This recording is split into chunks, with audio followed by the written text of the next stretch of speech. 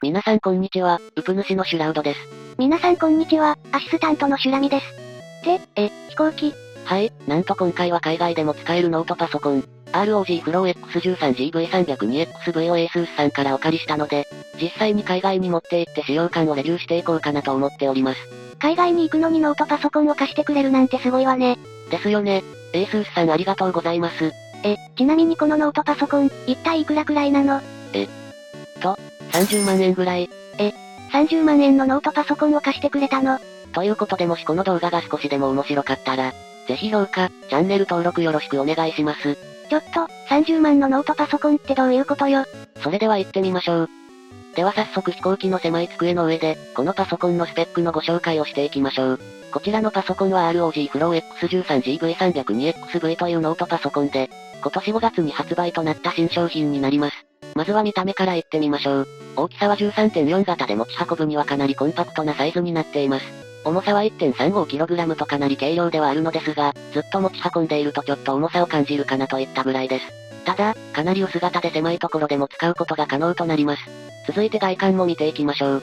カラーはオフブラックであまりゲーミング感はありませんが、所々にメッシュが入っていたりします。また肌触りもとても良く、黒一色ではありますがかっこよさはあります。インターフェースも見ていきましょう。まずは左側から、左からカードリーダー、HDMI、オーディオとなっています。さらに一番上の部分は、ROG XG モバイルインターフェースと呼ばれる外付け GPU、XG モバイルを接続できる部分となります。今回は外付け GPU はお借りしなかったので、使用することはありませんが、この外付け GPU は RTX4090 ラップトップなどがあるみたいです。外付け GPU で RTX4090 ラップトップが入ってるの。使ってみたい気もしますね。続いて反対側ですが、左から電源ボタン、USB 3.2 タイプ A×1、USB 4 タイプ C×1 となっています。あれ、電源ポートがない。そうなんです。このノートパソコンには専用の電源ポートはなく、こちらの USB 4で電源の供給がされます。インターフェース系はこれだけになります。かなり少ない。そうですね。実際にこのノートパソコンを1ヶ月以上使わせてもらったのですが、充電に USB-C を使ってしまうので、事実上 USB-A しか空きがなくなってしまうので、こちらのノートパソコンを常用する場合は、ドックやハブなどがあった方が使いやすいかなとは思いました。では続いてスペックのご紹介もしていきましょう。シュラララ。ではスペックのご紹介をしていきましょう。CPU は AMD Ryzen 9 7940HS が搭載されています。こちらの AMD Ryzen 9 7940HS は、AMD Zen 4のモバイル向け CPU で4コア8スレッド。内蔵 GPU として RDNA3 ベースの R Radeon 780M を搭載しています。クロックは 4.0GHz から 5.2GHz、L2 キャッシュ 8MB、L3 キャッシュは 16MB。さらに CPU コア、GPU コアから独立した Ryzen AI という AI プロセッサを備えています。メモリは DDR5 6400の 16GB となっております。GPU は NVIDIA GeForce RTX 4060ラップトップ GPU を搭載しています。こちらの GPU は 8GB モデルとなっています。先ほど、XG モバイルの話もしましたが、RTX 4060を搭載しているので、ある程度のゲームは普通に遊べると思います。その辺は後ほど性能テストをしてみましょう。ストレージは PCIe 4.0 の M.2 SSD1TB となっています。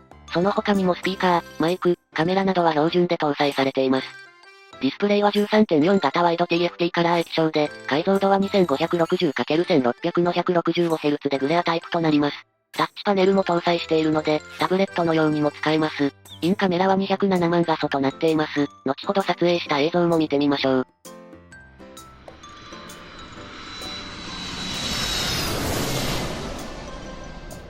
ということで長い飛行機を終え、海外までやってきました。今回やってきたのはフランスとオランダに行ってきました。せっかくなので現地の映像も交えながら説明していきたいと思います。こちらのパソコンのサイズについてですが、幅 299.4mm× 奥行き 212.9mm× 高さ 16.75 から 18.75mm で、重量は約 1.35kg となります。付属品は AC アダプターと製品マニュアルが同梱されています。純正の電源はタイプ C130W で AC アダプター 20V6.5A のものとなります。ただこちらのノートパソコンは、PD 充電にも対応しているので、今回海外には純正アダプターは持っていかず、140W の PD 充電器のみを持っていきました。で、こちらのノートパソコンなんですが、今の映像のように普通に開いて作業することもできますし、このようにモニターを反対側まで開いてテント型にして使用することも可能となっています。このテント型だと、机に置いてコントローラーでゲームをしたりするのにも便利ですね。その他の特徴としては、CPU グリスは液体金属を使用しており、2本のヒートパイプと84枚のブレードを使ったアークフローファンズを使用しており、さらに内部に入り込んだ埃を排出するアンチダストトンネルも搭載しています。内部に入った埃を自動的に出してくれるの？どのように出しているのかはわかりませんがそうみたいです。では次は実際にどのくらいの性能があるのかも見ていきましょう。シュラララ。シネベンチ R23。ではまずはシネベンチ R23 からやっていきましょう。結果はこちら。今回は純正アダプターと 140W PD 充電器とバッテリー使用時での比較をしてみました。結果はやはり純正アダプターが一番良い結果となったのですが、PD 充電器とバッテリーの場合、シネベンチのスコアはバッテリーの方がいい結果となりました。PD 充電器の方は何回かシネベンチを回してみたのですが、このスコア以上のものが出なかったので、やはり PD 充電器だときちんと性能が出ないようになってるんですかね。続いて最高温度と最高クロックについてですが、充電器系をつけているものは90度以上まで発熱しているのに対し、バッテリーの方はおそらく電力不足のためか、80度台が最高でした。アイドル時はどれも50度台だったので、普通に使う分にはどれも問題はないかと思います。もちろん90度でも普通に使うのには問題はないんですけどね。では続いてゲームベンチもやってみましょう。ファイナルファンタジー14。続いては FF14 ベンチマークをやってみました。設定はフル HD でグラフィック最高になります。では結果を見てみましょう。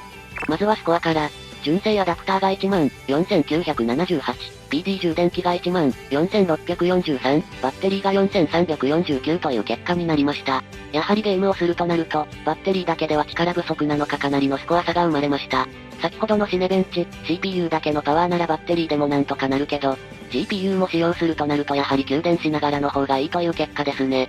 続いて平均 FPS と最低 FPS ですが、純正アダプターが平均108、最低53、PD 充電器で平均105、最低52、バッテリーは平均も最低も28という結果になりました。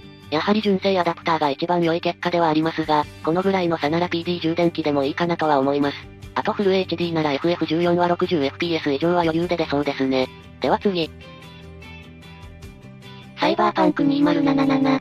映像にはないのですが、サイバーパンク2077のベンチマークも計測してみました。設定はフル HD でレイトレーシングウルトラ、DLSS なしと DLSS ありで計測しました。結果はこちら。まず DLSS なしでは、アダプターありでもなしでもそこまで差がありませんでした。ただ、DLSS のウルトラパフォーマンスに関しては、アダプターありとなしで大きく変わりましたね。重たいで有名なサイバーパンクをこのノートパソコンで快適にやりたい場合は、設定を落とすか、DLSS を有効にして遊んだ方が良さそうですね。ではここからはせっかく海外に行ったのでその様子をご覧いただければと思います。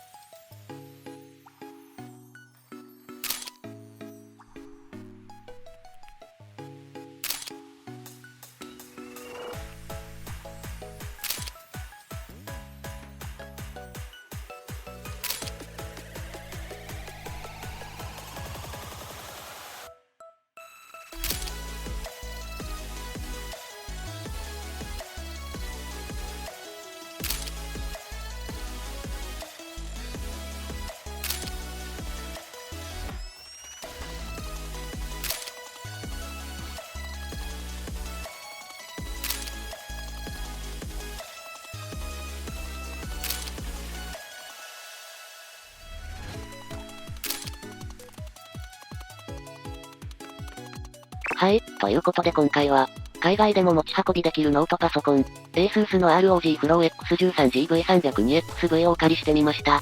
さすがに30万円のノートパソコンじゃよかったでしょ。確かに使い勝手や性能は申し分なかったです。ただ気になったところが2点。仕方がないことなんですが、長時間使っているとキーボード部分の上のキーの方が熱くなってきたので、長時間作業する場合は、省エネモードにするか、外部キーボードを使うといいかなと思いました。もう一つは、最初の方に言ったんですが、インターフェース類が少ないんですよね。USB-A と C が1個ずつしかないんだっけ？です。なのでマウスドングルや外付け SSD、充電、その他、もろもろ付けたいものがあるかと思いますが、その場合はドックまたはハブを使って使用することをお勧めします。私は使っててなんだかんだ足りませんでした。まあでも動画編集やゲームも問題なくできましたし、さらに軽くて小さいノートパソコンとしてはかなり最高なんじゃないかなと思います。気になる方はぜひ概要欄からチェックしてみてください。ということで今回はここまで。もしこの動画が少しでも参考になったら、ぜひ評価、チャンネル登録よろしくお願いします。ご視聴ありがとうございました。シュラララじゃんけん。じゃんけん。ポン。またねー。